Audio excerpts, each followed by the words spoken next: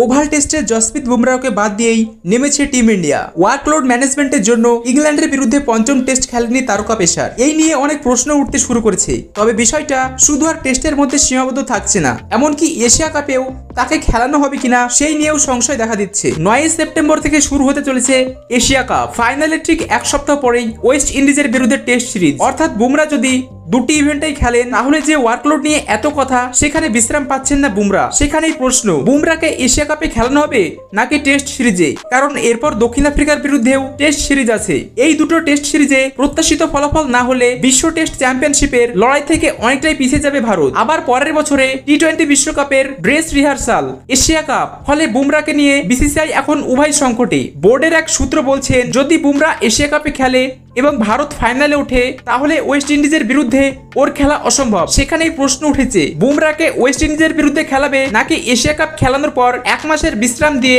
দক্ষিণ আফ্রিকার বিরুদ্ধে খেলাবে? সেই সিদ্ধান্তটা সম্পূর্ণ অজিত আগারকর ও গৌতম গম্ভীরের হাতে। বুমরা যে ইংল্যান্ডের বিরুদ্ধে সিরিজের 3টি টেস্টেই খেলবেন তা আগেই ঠিক ছিল, কিন্তু কোন টেস্টগুলি খেলবেন তা আগেই জানানো হয়নি। সূত্রের খবর, বোর্ড ভাবছে বুমরাকে সেই টেস্ট সিরিজেই রাখা হবে যেখানে তিনি পুরো সিরিজ খেলতে পারবেন। এটাও বলা হয়েছে প্রত্যেকটা দল নির্বাচনের আগে মেডিকেল টিমকে বুমরার ফিটনেসের রিপোর্ট বোর্ডের কাছে জমা করতে হবে। তো বন্ধুরা, এই ছিল আজকের ছোট্ট ভিডিও।